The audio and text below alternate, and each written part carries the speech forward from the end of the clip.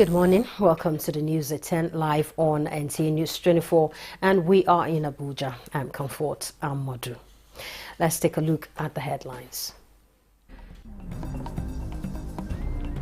Minister of Foreign Affairs advocates smooth implementation of ECOWAS protocol on the Abidjan-Lagos corridor.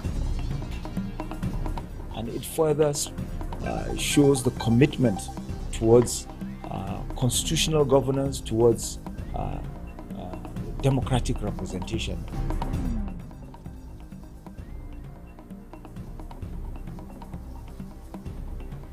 The European Union advocates stronger Nigerian-Europe partnership to transform Lagos transportation systems.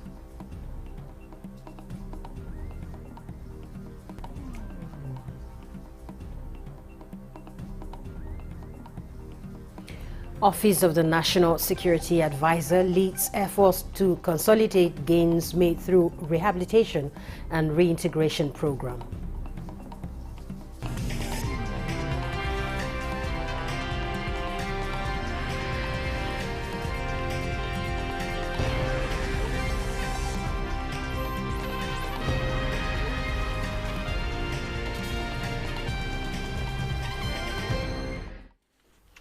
And we begin with Minister of Foreign Affairs Yusuf Tugar, who is pushing for the smooth implementation of the ECOWAS protocol on the Abidjan-Lagos corridor to further stimulate economic growth and integration in the sub-region. He was speaking during a courtesy visit by the Speaker of the ECOWAS Parliament, Maimunatu Ibrahima, in Abuja, whereas the minister also held talks with the UK's Minister for Africa, Lord Collins Highbury, discussing bilateral and multilateral cooperation. Garbanatala reports.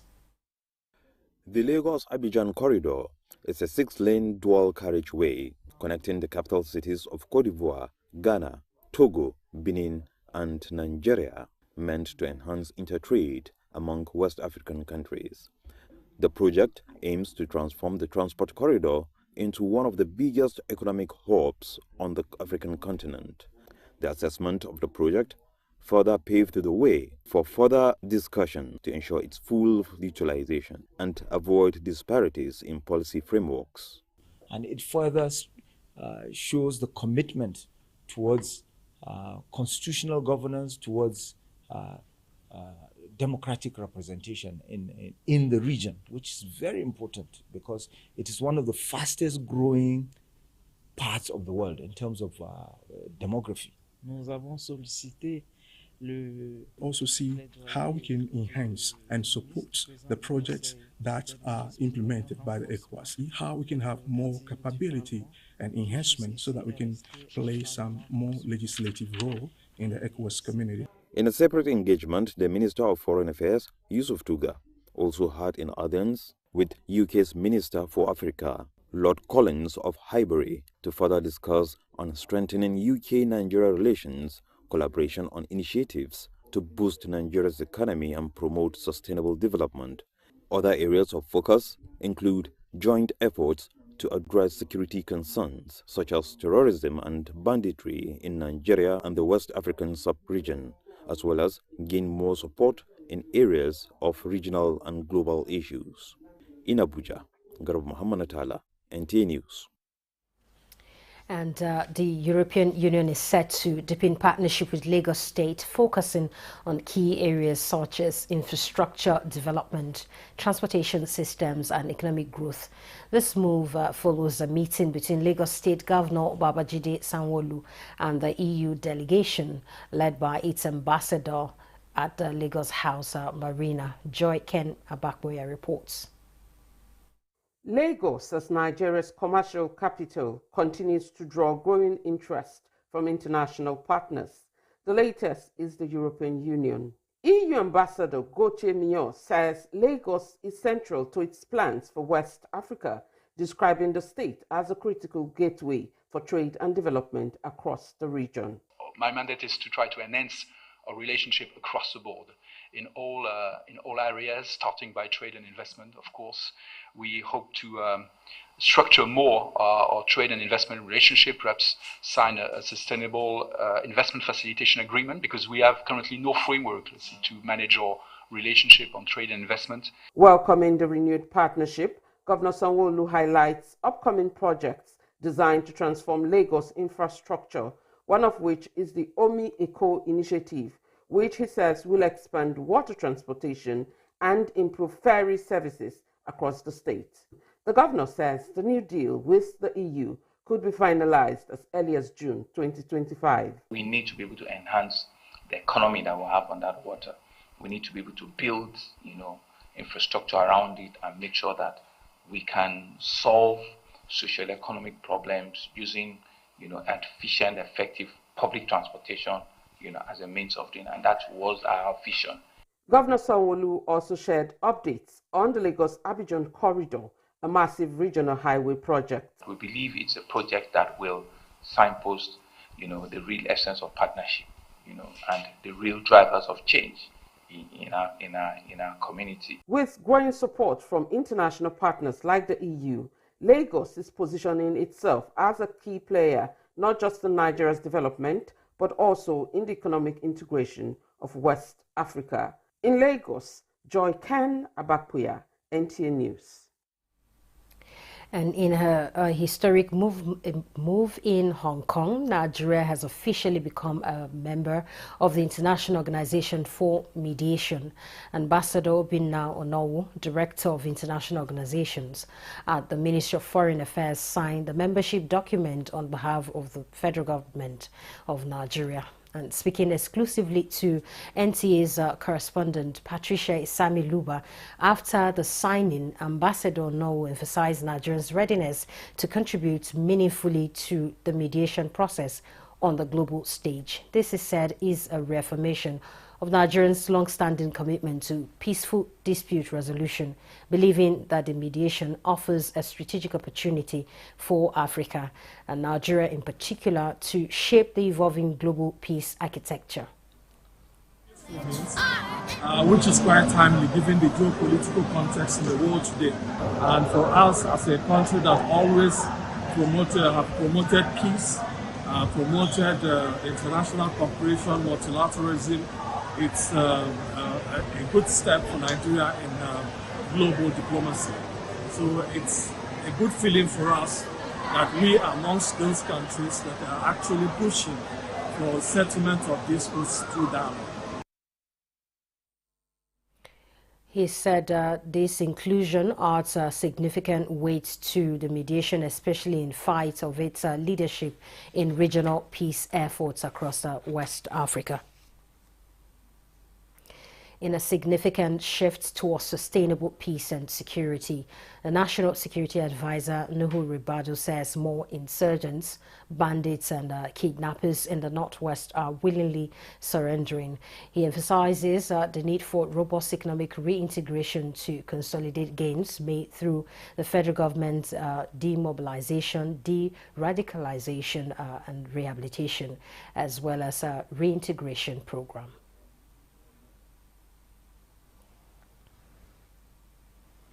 A new chapter is unfolding in Nigeria's counter-terrorism efforts. The National Security Advisor disclosed that more fighters in the Northwest have expressed willingness to surrender. The challenge shifts to meaningful reintegration, especially of former fighters in the Northeast. The integrated agribusiness value chain as a food security model is a monumental step in building lasting social cohesion and peace in our beloved country. This project will instill a renewed sense of purpose and dignity in individuals and conflict-affected communities. We want tractors to replace armored tanks. We want milking machines to replace machine guns. They have no place in our countryside. The National Counterterrorism Center's partnership with the International Institute of Tropical Agriculture aims to empower former combatants and rebuild communities shattered by violent extremism. Through this project, beneficiaries will gain access to land, inputs, training, mentorship, and market linkages supported by collaboration with state and local governments, civil society, and the private sector.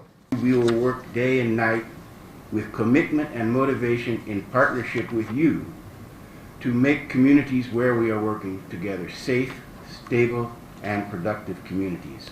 This project is a vital step in addressing the root causes of violent extremism, particularly amongst vulnerable population, which includes women, youth, and families at risk.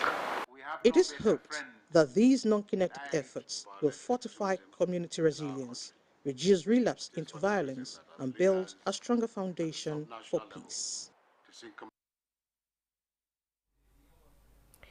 More than 110 persons have been confirmed dead after the flood disaster that ravaged some communities in Makwa local government area of Niger State, arising from the heavy downpour that occurred Wednesday night. Musa Mikai reports that properties worth millions of naira were also destroyed in the disaster. The floodwater hit communities in Mokwa local government area, destroying shops, houses and farms, according to the Niger State Emergency Management Agency. More than 100 people have so far been confirmed dead, with many more still missing. District head of Mokwa, Mohamed Shabu Ali, narrating the unfortunate incident, said the last time this occurred was many years ago. Since I was born, we've never witnessed anything like this before. We just wake up in the morning and we saw flood, which have devastated all my community. We have more than 100 deaths and more than 800 displaced. Houses gone. We are calling government for intervention because our people are suffering. We need immediate intervention. As at the time of filing this report, hundreds of residents are still yet to be accounted for, even as government agencies are helping the search and rescue operation. Musa Mikael, NTA News. All right, I'm being joined by Dr. Ibrahim Audu Husseini. He's the Director, Information and Special Duties and the Acting Director General of the Niger State Emergency Management Agency, NEMA, to give us an update on the devastating situation in Mokwa there. Good morning. Good morning. Good morning, viewers. As at this morning, yesterday, we had after the search and rescue exercise, we closed by 6:30, and then that time we had a meeting, and our records were reading displaced houses was 260. We have 115 deaths for that very yesterday in the evening around 6 p.m. But this morning we woke up and we got the information and we went there. Another 36 corpses were discovered at Rabat, down the community of Mokwa, Rabat, on your way to River Niger, and they were buried by the riverside. That is because that is tradition. Anybody that is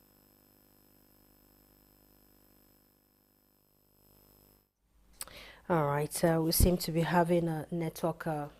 Okay, I'm told that we've reconnected with Dr. Ibrahim.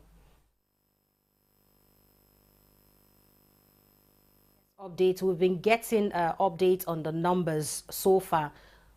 Do we have an addition as it is? You were talking about it. Yes, we from 6 p.m. to this morning we have 36 more. So the deaths are rising to 151.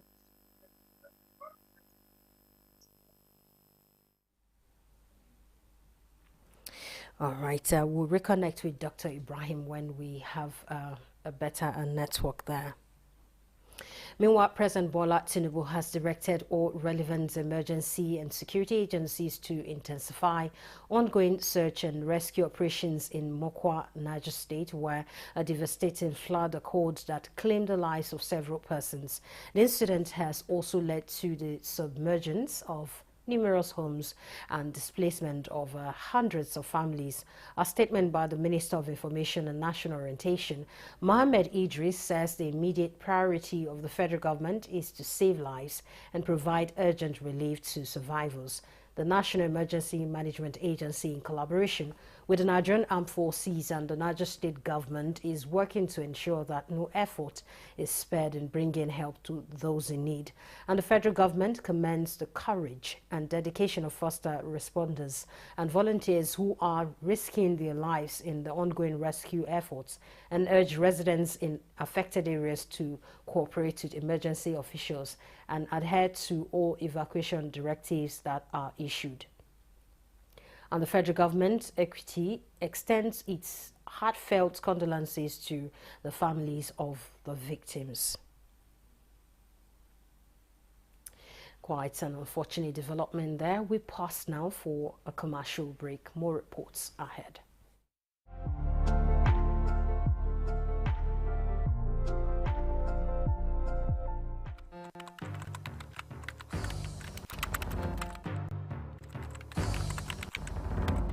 I am pleased to announce encouraging news from the National Bureau of Statistics, which released the Consumer Price Index, the CPI, for April 2025 only yesterday. According to the report, the headline inflation rate for April stood at 23.71%, this represents a decrease of 0.52% from the 24.23% recorded in March 2025. Similarly, month-on-month inflation dropped by a notable 2.04% from 3.90% in March to 1.86% in April. This, of course, did not just happen by chance. The President is focused and is determined, and his determination and his interventions are clearly paying off. The benefits of reform, though gradual, are real and measurable.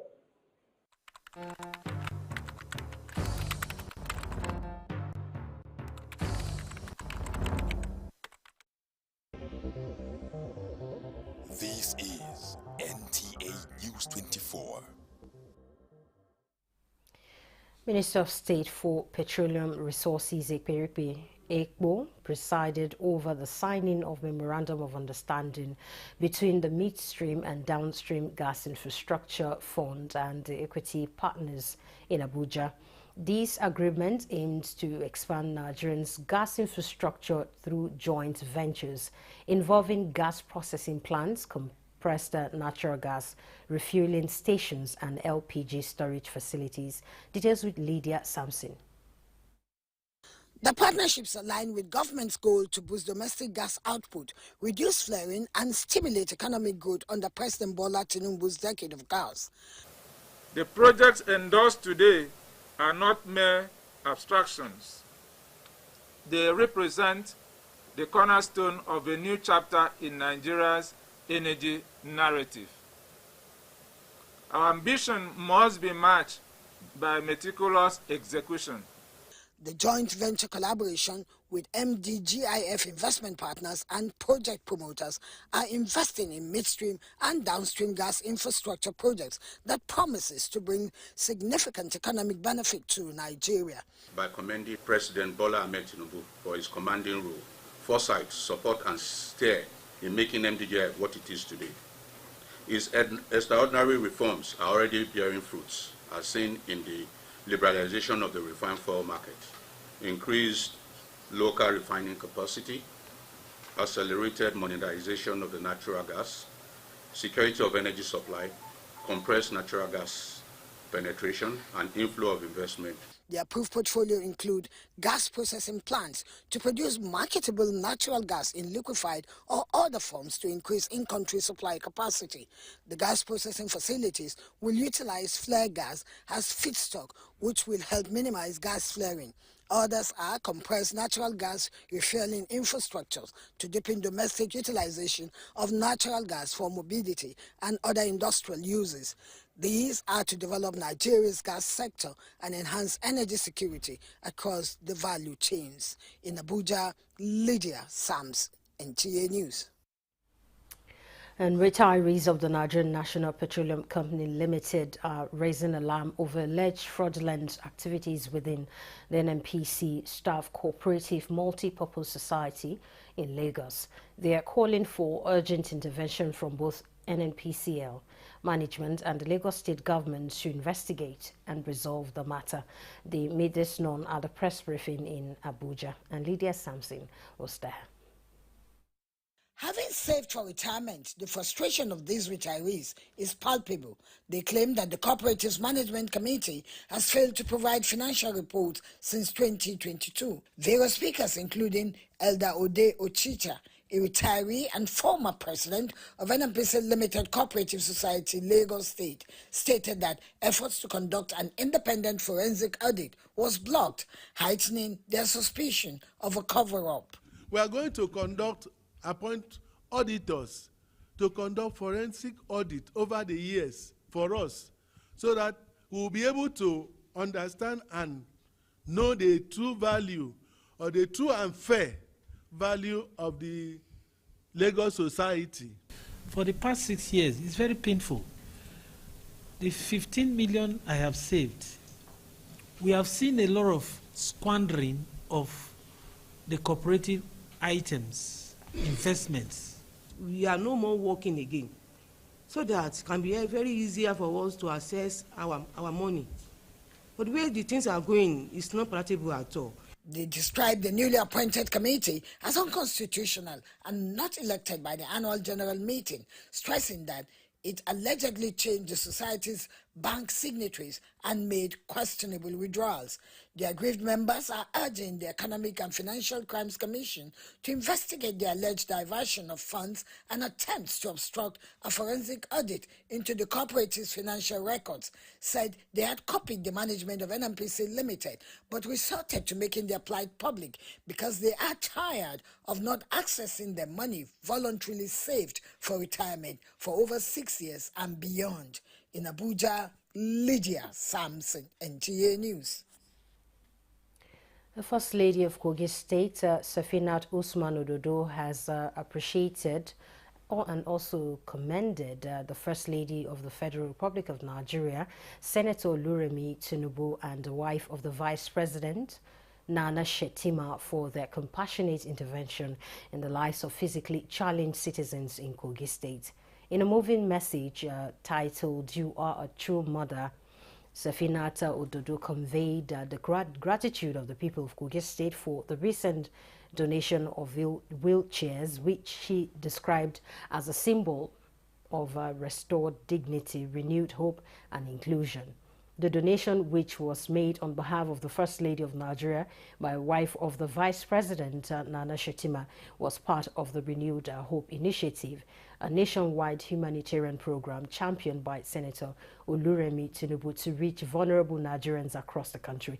She praised Haja Shetima for carrying out the gesture with humility and a strong sense of purpose, further emphasizing her constant reference to Senator Oluremi Tinubu as driving forces behind the intervention. And she prayed for continued strength, wisdom, and divine guidance for Senator Oluremi Tinubu, whose motherly example and philanthropic efforts have inspired women across the country, and the wheelchairs which were distributed to physically challenged individuals in Kogi State as part of a broader effort to enhance inclusion and empower the less privileged.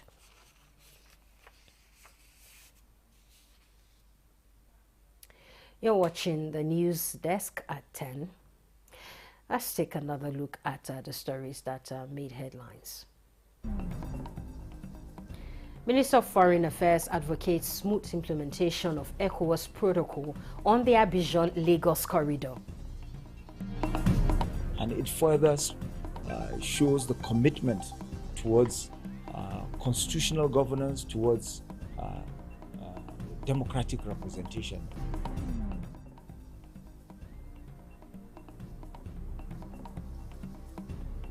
The European Union advocates stronger Nigerian-Europe partnership to transform Lagos transportation systems.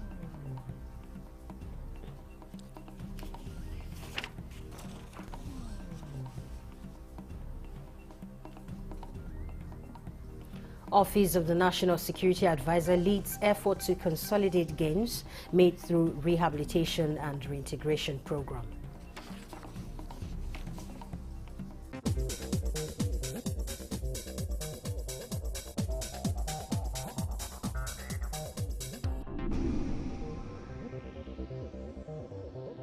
This is NTA News 24. The best legacy one can leave behind is service to humanity. And Minister of State for Finance Doris Uzoka-Anete gave the advice at a service of songs and night of tribute in honor of Elder Chinyere Margaret Ukiagu, mother of INEC National Commissioner Kenneth Ukiagu, held in Abuja. Mio Gide reports.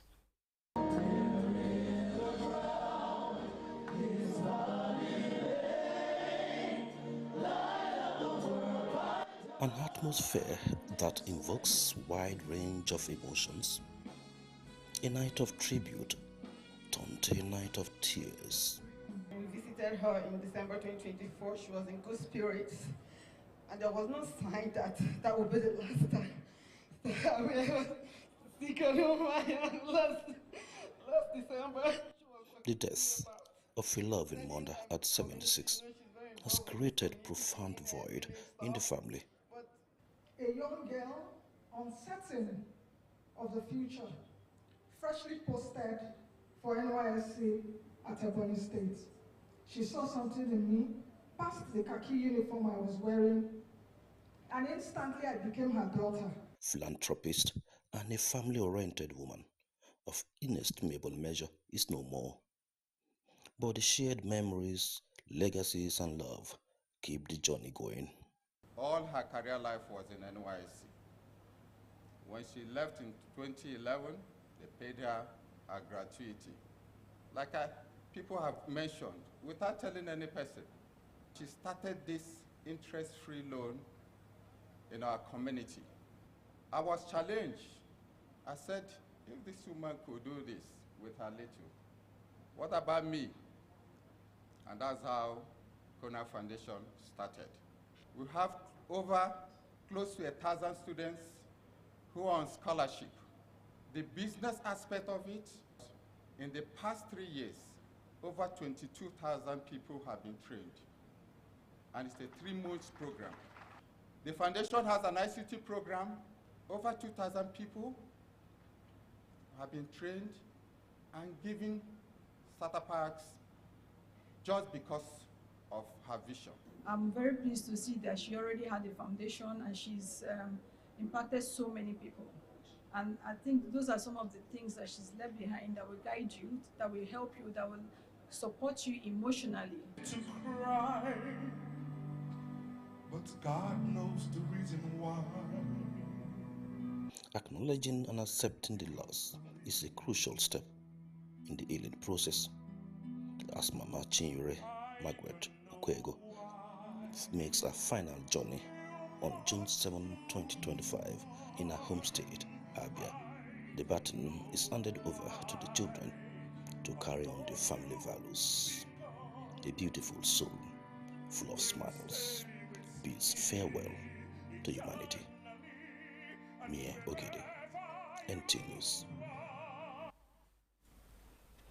That concludes the news at 10 on NT News 24. Thanks for watching. I am Comfort. I'm Modern.